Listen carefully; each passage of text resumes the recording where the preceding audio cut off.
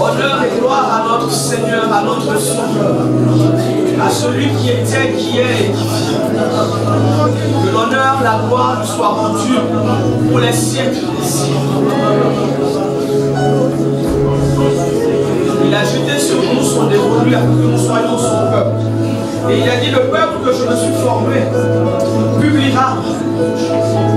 Lorsque nous venons dans sa présence, c'est pour le louer, c'est pour l'adorer. C'est pour dire combien il est grand, combien il est merveilleux. Lorsque nous venons dans sa présence, nous ne venons pas pour demander non à la prière pour ce que nous venons faire, c'est d'abord d'adorer. C'est d'abord d'adorer, de reconnaître qui il est et de dire c'est au fait. Le psalmiste a dit, je ne me tairai point de la grande assemblée. Je publierai ce que tu as fait. Je publierai ce que tu as fait. Père, nous ne voulons pas nous taire. Nous voulons dire ce que tu as fait. Et tu as fait de grandes choses. Seigneur, tu as fait de grandes choses pour nous. Seigneur, tu as fait de grandes choses pour nous. Il y en a qui n'ont pas vu cette année 2019. Il y en a qui sont morts à quelques heures de 2019. Mais nous, tu as permis que nous puissions entrer dans cette année nouvelle. Oui, Seigneur, tu as fait de grandes choses pour nous. Tu as fait de grandes choses pour nous, Seigneur. Et nous voulons te dire merci. Nous voulons te dire merci. Nous voulons te dire merci. Nous voulons te dire merci. Seigneur, merci. Nous ne voulons pas donner l'honneur à des idoles. Nous ne voulons pas donner l'honneur à des idoles. Nous ne voulons pas garder l'honneur pour nous, Seigneur. Comme les 24 vieillards, nous voulons venir et jeter nos couronnes à tes pieds pour dire, tu mérites l'adoration, tu mérites l'honneur, tu mérites la louange, Seigneur. Seigneur, à toi, à jamais. À toi, Seigneur, et à jamais. Dans nos vies, dans la vie de cette église, Seigneur. Qu'il en soit toujours ainsi. Qu'il en soit toujours ainsi. Qu'il en soit toujours ainsi. Qu'il en soit toujours ainsi. Que chacun puisse t'élever. Que chacun puisse t'exalter. Que chacun puisse te louer, te magnifier. Chaque jour de sa vie. Chaque jour de sa vie. Seigneur, lorsque nous serons à tes côtés au ciel, il n'y aura plus d'intercession. Il n'y aura plus de codices, il n'y aura plus de prédication. Mais la louange et l'adoration resteront. La louange et l'adoration resteront. Parce que c'est ce que nous sommes, des adorateurs. C'est ce que nous sommes, Seigneur, des adorateurs. Tu as délivré Israël pour qu'il aille t'adorer dans le désert. Pas d'abord pour aller à Canaan, mais pour qu'il aille t'adorer dans le désert. Et nous t'assurons que nous puissions t'adorer, Seigneur. Nous avons été sauvés pour devenir des adorateurs. Ce matin, c'est ce qu'il veut. Des adorateurs qui adorent en esprit et en vérité. Pas selon notre conception de l'adoration, pas selon notre compréhension, mais selon son esprit et selon sa vérité. Seigneur, merci. Seigneur, merci. Seigneur, merci. Toi, le Dieu qui est si grand, tu permets à des hommes si petits de pouvoir t'adorer. Seigneur, merci. Seigneur, merci. Seigneur, merci. Seigneur, merci. Seigneur, merci. Père, lorsqu'on te loue, lorsqu'on t'adore, tu ne peux rester silencieux. Tu ne peux rester silencieux, Seigneur, tu ne peux rester silencieux. Tu parles. Tu parles, Seigneur, tu parles. Et ce matin, je veux vous parler. Seigneur, nous sommes là, nous sommes prêts, nos cœurs sont ouverts, nos esprits sont disposés, Seigneur. Nous sommes prêts à recevoir de toi. Bien plus, nous sommes prêts à mettre en pratique ce que nous allons recevoir de toi. Seigneur Jésus, merci. L'honneur, la puissance, la gloire, la magnificence sont à nous, maintenant et à jamais. Au nom de Jésus-Christ. Amen. Laisse-nous faire la gloire.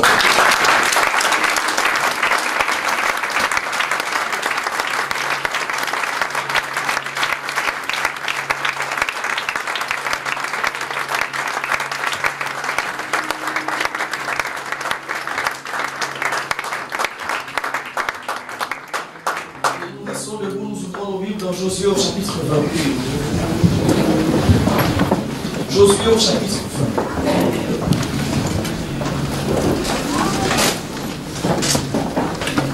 20. Josué 20 à partir du verset 1er. L'Éternel parla à Josué et dit, parle aux enfants d'Israël et dit, établissez-vous comme je vous l'ai ordonné par Moïse des villes de refuge. Où pourra s'enfuir le meurtrier qui aura tué quelqu'un involontairement, sans intention. Elles vous serviront de refuge contre le vengeur du sang. Le meurtrier s'enfuira vers l'une de ces villes, s'arrêtera à l'entrée de la porte de la ville et exposera son cas aux anciens de cette ville. Ils le recueilleront auprès d'eux dans la ville et lui donneront une demeure afin qu'il habite avec eux.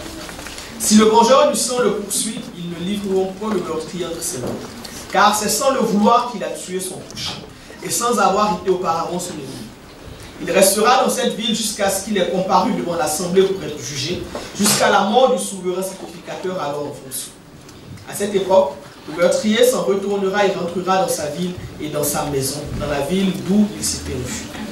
Il consacrait Kédesh en Galilée, dans la montagne de Nephtali, Sichem dans la montagne d'Éphraïm, Kiriath Arba qui est Hébron dans la montagne de Juda, et de l'autre côté du Jourdain, à l'orient de Jéricho, il choisit Bethser dans le désert, dans la plaine, dans la tribu de Ruben, Ramoth en Galade, dans la tribu de Gad, et Golan en Basan, dans la tribu de Manassé. Telles furent les villes désignées pour tous les enfants d'Israël et pour l'étranger en séjour au milieu d'eux, afin que celui qui aurait tué quelqu'un involontairement puisse s'y réfugier et qu'il ne meure pas de la main du vengeur du sang avant d'avoir préparé devant l'assemblée. Amen. Amen.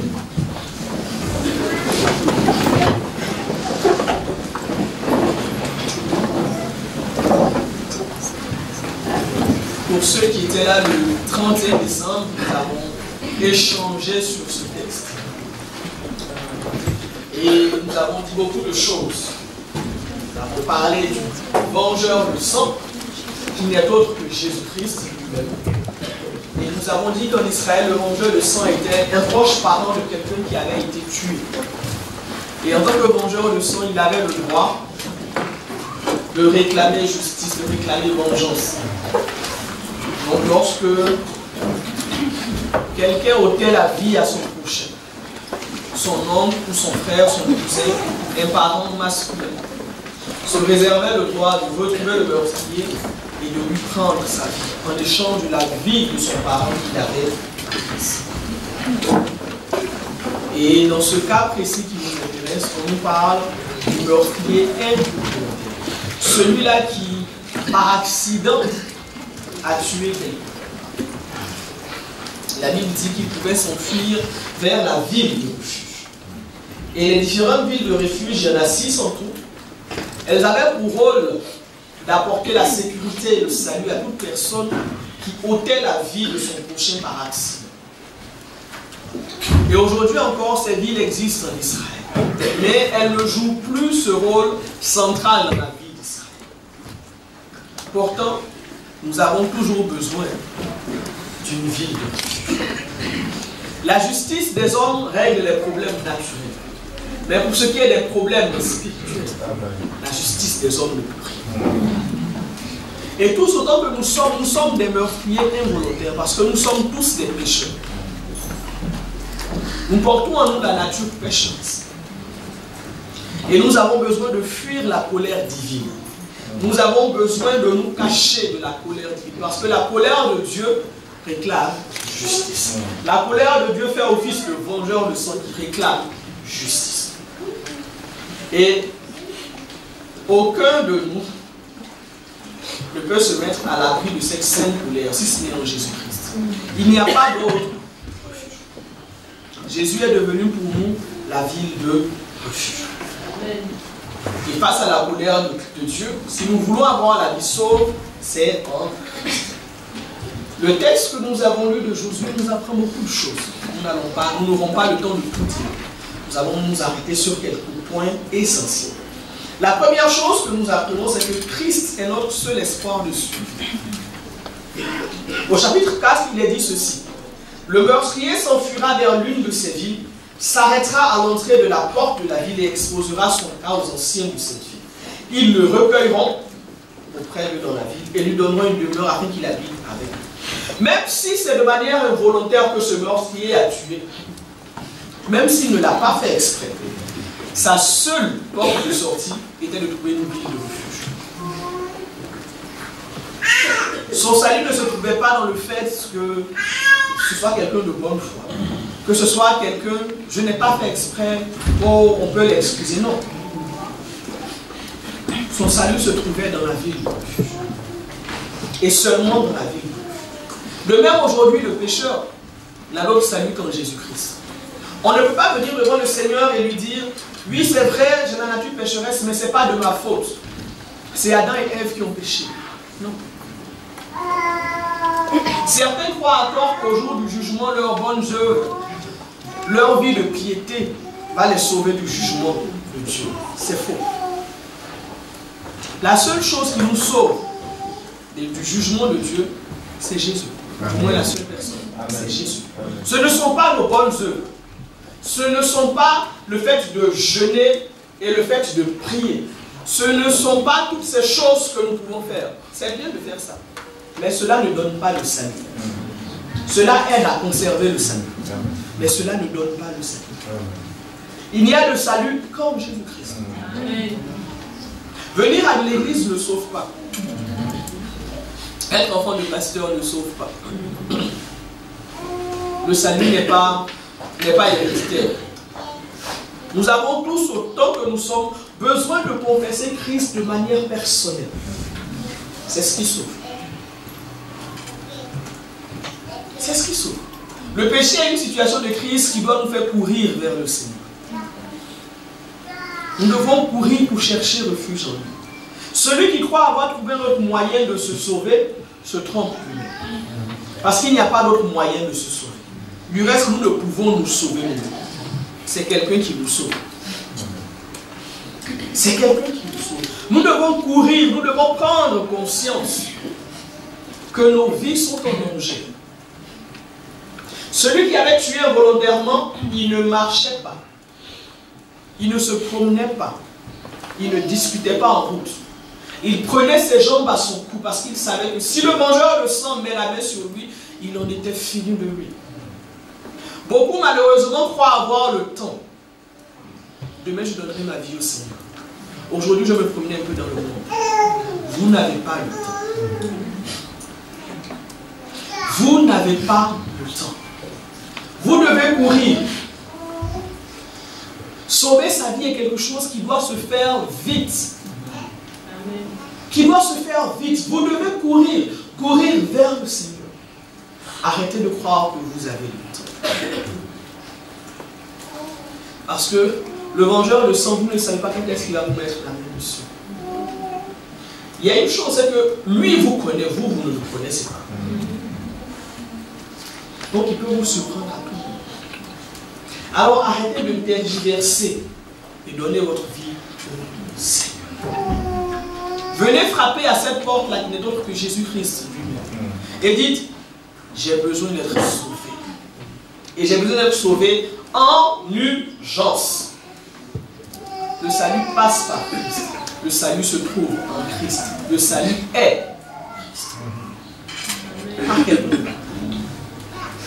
Et il est accessible à tous, en tout temps et en tout lieu.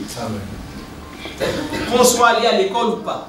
Peu importe la langue qu'on parle, Jésus est la personne qui parle le plus de langue. Il nous comprend. Venons simplement à lui. Venons simplement à lui. Dans 1 Jean 2, verset 1 à 2, il est dit ceci. Mes petits enfants, je vous écris ces choses afin que vous ne péchiez pas.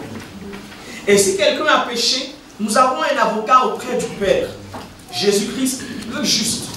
Il est lui-même une victime expiatoire pour nos péchés, non seulement pour les nôtres, mais aussi pour ceux du monde entier. Nous avons un avocat auprès du Père.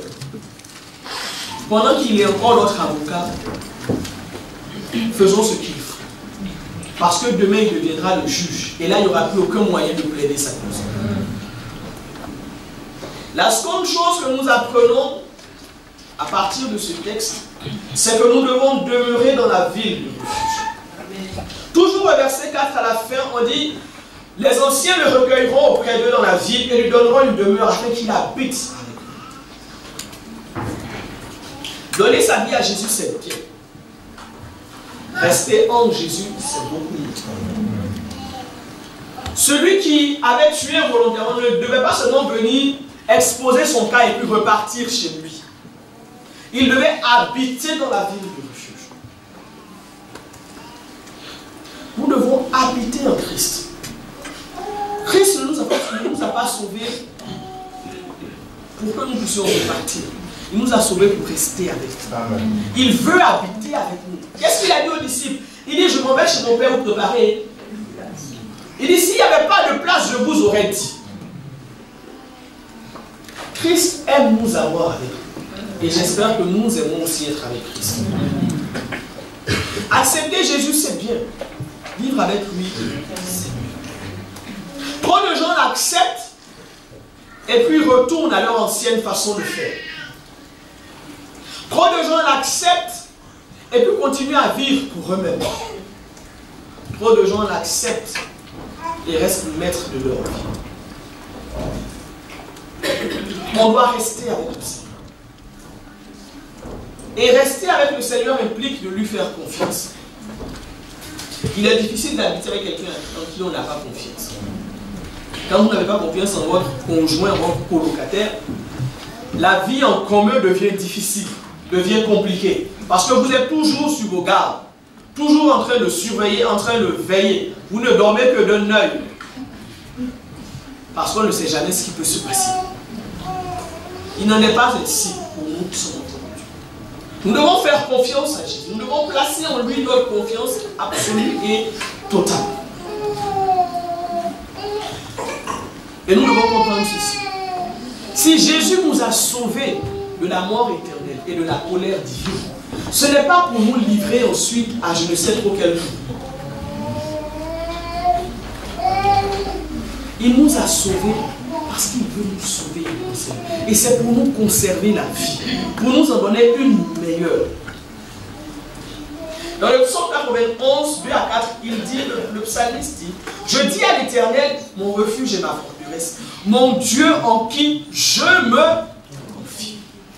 Car c'est lui qui te délivre du filet de la peste et de ses ravages. Il te couvrira de ses plumes et tu trouveras un refuge sous ses ailes. Sa fidélité est un bouclier et une cuirasse. Nous ne devons jamais douter de la fidélité du Seigneur. Amen. Absolument pas. Absolument pas. Il est à même de nous garder. Quels que soient les vents, quels que soient les marées, quel que soit le feu qui va se lever contre nous, il est à même de nous en préserver. Et il y a même jusqu'à dire, si tu traverses le feu, tu te consumeras. Très souvent, nous, lorsque nous voyons le feu, nous nous disons non, Christ m'a abandonné. Jésus n'est plus avec nous. Nous avons cette compréhension bizarre et douteuse de la vie chrétienne où on se dit que quand je deviens chrétien, ça y est, les problèmes, c'est fini. Alors que c'est le contraire. Quand je deviens chrétien, c'est embrasser les problèmes. Si tu es chrétien et que tu n'as pas de problème dans ta vie, c'est qu'il y a quelque chose qui va mal. C'est que toi-même tu as un problème.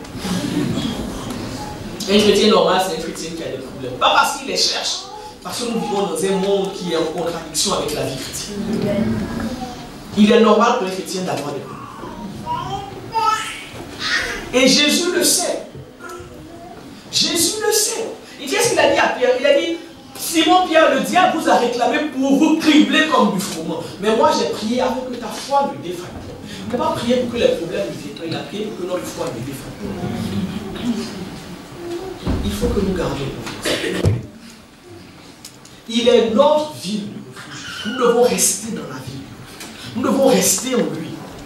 Peu importe ce qui se passe dehors, nous devons rester en lui. Nous devons rester en lui. Ne laissons pas les situations du dehors nous faire sortir. Imaginez que vous êtes dans une maison. Et puis là dehors, il pleut abondamment. Les fenêtres commencent à bouger. Il y a le tonnerre qui gronde. Vous avez l'impression que la maison va s'écrouler. Et puis là, vous vous dites non, c'est dangereux de rester ici, il faut que je sorte. Parce que si la maison s'écroule, elle va s'écrouler sur moi. Et vous sortez. C'est une décision qui est stupide. Parce que la maison a été construite pour tenir face à cette pluie. Même si les volets des fenêtres tremblent, même si les portes bougent, la maison va rester. Il en est le même pour Jésus. Si vous êtes en lui, peu importe ce qui va se passer, il est plus sûr d'être en Christ Amen. que d'être dehors. Il est plus sûr d'être en Christ que d'être dehors. Restons en lui. Et ne doutons jamais ni de sa volonté, ni de sa capacité à nous vouloir et à nous faire du bien. Simplement comprenons que le bien que Christ veut nous faire revêt plusieurs formes. Revêt plusieurs formes. Et gardons en mémoire que toute chose concourt au bien de ceux qui aiment Dieu et qui sont appelés selon son dessein. La troisième chose que nous avons, c'est que Christ ne nous livre pas à la colère divine. Josué 20, verset 5. Si le vengeur du sang le poursuit, donc le meurtrier volontaire, ils ne livreront pas point le meurtrier entre ses mains, car c'est sans le vouloir qu'il a tué son prochain et sans avoir été auparavant son ennemi.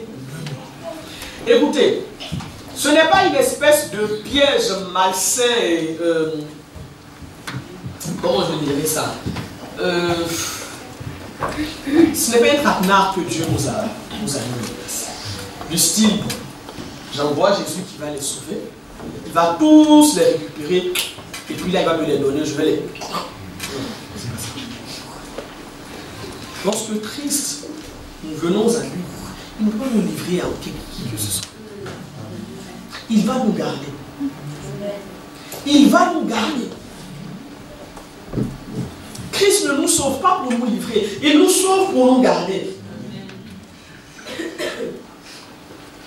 Il nous sauve pour nous garder.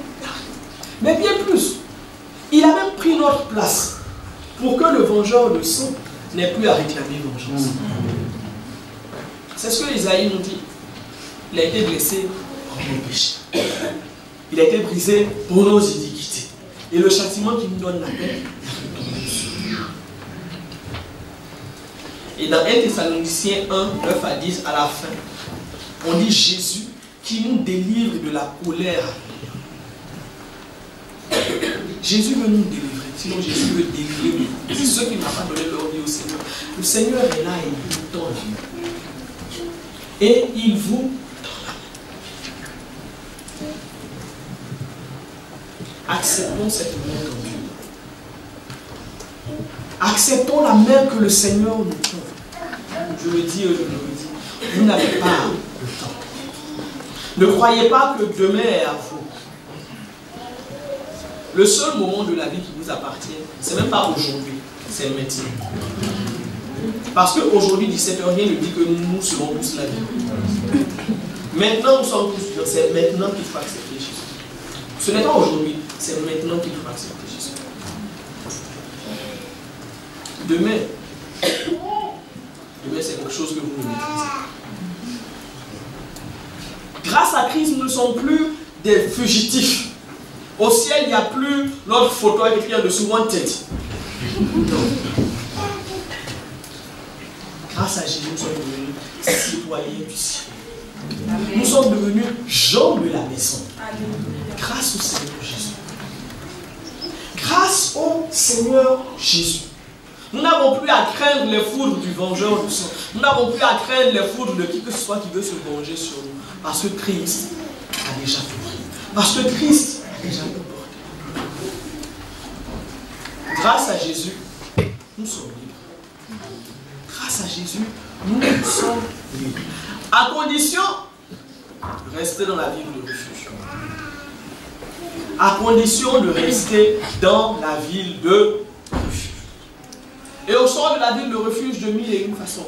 Par la désobéissance. Par le non-pardon. La rancune. Et toutes ces choses qui sont en nous et qui nous bouffent. C'est pas possible d'être en Christ et puis d'avoir beaucoup de gens dans son cœur. Celui-là, je ne lui parle pas. Celle-là, celle-là, celle-là. Il faut libérer toutes ces personnes. Il faut libérer toutes ces personnes. Parce que toi, tu étais meurtrier, on t'a pardonné. Tu dois aussi pardonner aux autres. Tu dois aussi pardonner aux autres et les libérer. Le salut en Christ, comme la ville de refuge, est offert à tous. La ville de refuge était ouverte pour tous. Israélites, étrangers, femme, homme, enfant. Jésus aussi, il est offrable à tous. Il ne fait exception de personne. Dans Actes 17, verset 30, il dit ceci. Dieu, sans tenir compte des temps d'ignorance, annonce maintenant à tous les hommes, en tout lieu, qu'ils aient à se repentir. Bien aimé, nous sommes aujourd'hui le 7 janvier, c'est ça? Le 6 janvier. Sur ce, je vous souhaite une très belle année. Mais surtout, je vous souhaite de naître pour ceux qui ne sont pas nés. Pour ceux qui sont nés de nouveau, je vous souhaite de rester en Christ. De vous attacher à lui. Et de comprendre qu'en ce bas monde, vous n'avez rien de plus précieux que Jésus. Il n'y a rien de plus précieux que Jésus-Christ. Ne sortez pas de la ville de refuge. Si vous n'y êtes pas encore entré, je vous en conjure, entrez-y. Rester devant la porte ne vous sauvera pas. C'est entrer qui va vous sauver. Alors entrez-y. 2019 sera ce que vous allez en faire. Et ce que vous allez en faire dépend de ce que vous allez faire de Jésus. De ce que vous allez faire avec lui. Sinon, de ce que vous allez lui laisser faire de vous. Si vous ne voulez pas que cette année soit comme les années passées, vous avez intérêt à vous attacher. Amen. Si vous ne voulez pas que cette année soit encore la suite, la répétition de ce qui s'est passé les années précédentes, vous avez intérêt à vous attacher. Et n'oubliez pas, sur les 360 et quelques jours qui restent, tout peut être. Vous pouvez mourir. J'ai le regret de vous annoncer qu'en 2020, si Jésus ne revient pas, certains parmi nous aussi ne seront plus. J'espère que vous dites que vous allez mourir. Même toi, c'est ce que je vais vous dire. Tous ici, on peut mourir. Même moi. Personne ici ne va rester vivant. On ne sait pas quand est-ce que ça va venir. Mais assurez-vous d'une chose. Si je dois mourir en cette année, je vais mourir en tant que chrétien. Amen. Si Jésus doit venir en cette année, il me trouvera chrétien. Amen. Il me trouvera assis dans la ville de refuge. Et comment est-ce qu'on peut jouir de cette ville de refuge? La première chose à faire, reconnaissez que vous êtes des meurtriers. Reconnaissez que vous êtes des pécheurs. Reconnaissez que vous êtes sous la colère de Dieu. Romains 3:23 nous dit que tous ont péché et sont privés de la gloire de Dieu. Il n'y en a pas un qui soit juste, il n'y en a pas un qui soit bon. Nous sommes tous nuls. Lorsque vous avez reconnu votre état, venez humblement devant la porte et puis frappez à la porte. Ne venez pas vous expliquer, ne venez pas raconter, reconnaissez votre Seigneur, j'ai péché contre toi. Comme le fils prodigue est venu dire à son père, mon père, j'ai péché contre toi. Reconnaissez, Seigneur, j'ai péché. Mais j'ai besoin d'être sauvé. J'ai besoin d'être sauvé. Je ne m'étendrai pas davantage. On va fermer les yeux, on va prier.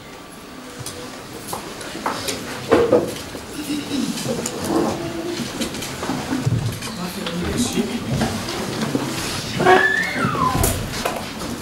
Et je vais demander à ceux qui veulent donner leur vie aussi, ceux qui veulent devenir enfants de Dieu, ceux qui veulent fuir la colère à venir, je vais vous demander de venir là devant et on va prier. Pour ceux-là qui sont enfants de Dieu, qui ont fait la paix avec le Seigneur, qui ont donné leur vie à Jésus, mais qui ne marchent pas comme il se doit, j'ai le regret de vous annoncer que vous n'êtes plus dans la ville de refuge. Votre vie est approchée. Vous aussi, je vous invite à venir devant que nous prions avec vous. Les autres, vous avez les yeux fermés et chacun prie pour ça. Si tu veux naître de nouveau, tu veux recommencer à zéro, simplement viens devant, on va prier.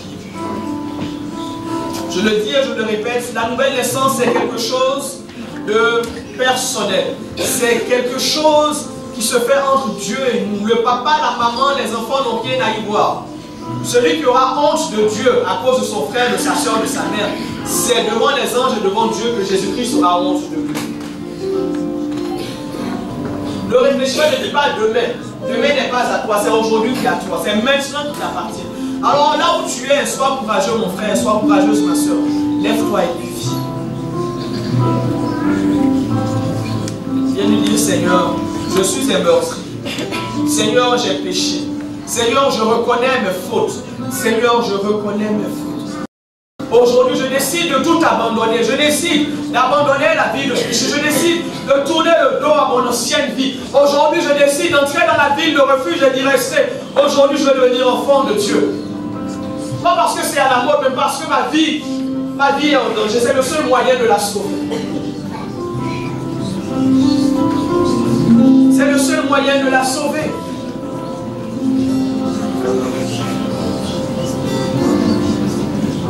Il y a des gens que le Seigneur m'interpelle depuis des années sur une situation.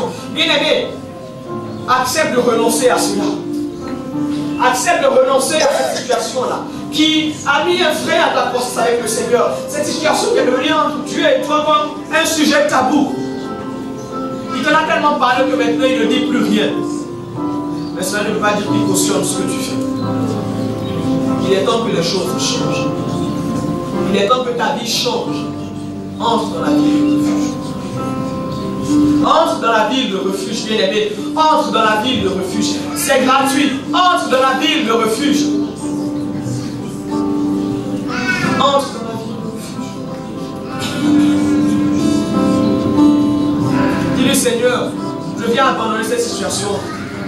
Tu m'en as tellement parlé. Tu m'en as tellement parlé. Tu m'en as tellement parlé, Seigneur. Tu m'en as tellement parlé. Je fais comme si je n'entends pas. Mais je sais que tu es en train de me parler. Seigneur, je viens abandonner cela entre tes mains. Je vais rester dans la ville de refuge. Je vous ai dit, la désobéissance vous peut sortir de la ville de refuge. Désobéir, c'est refuser de laisser ce que Dieu te demande de laisser.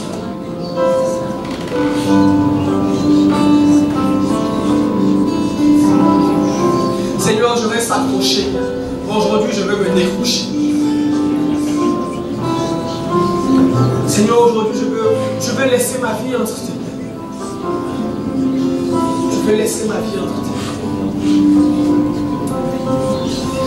Bien-aimé, levez vos voix et priez. Invoquez la présence de Dieu. Invoquez le Saint-Esprit. Demandez pardon s'il le faut. Mais assurez-vous de rester dans la ville de refuge. Assurez-vous d'y être entré. Assurez-vous d'y rester. On vous y a donné une maison. Habitez cette maison. Restez dans la ville de refuge.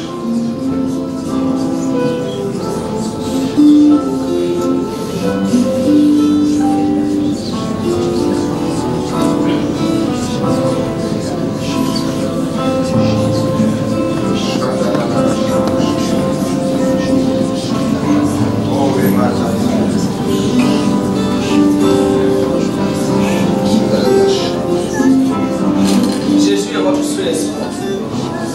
Jésus est votre seul espoir. Jésus est votre seul espoir. Vous voulez être sauvé, c'est Jésus. Vous voulez une vie heureuse, c'est Jésus. Vous voulez la paix intérieure, c'est Jésus. Peu importe ce que vous voulez, c'est Jésus-Christ. Il est incontournable. Il est incontournable. Bien-aimé, ne résistez pas à son appel. Bien-aimé, ne résistez pas à son appel. Ne résistez pas à son appel.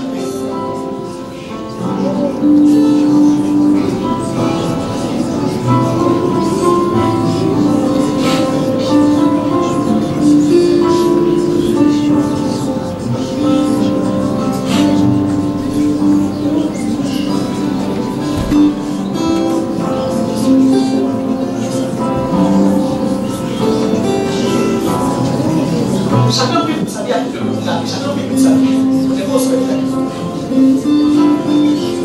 chacun prie pour sa vie. Je pense que chacun de nous a suffisamment de problèmes. Chacun prie pour sa vie.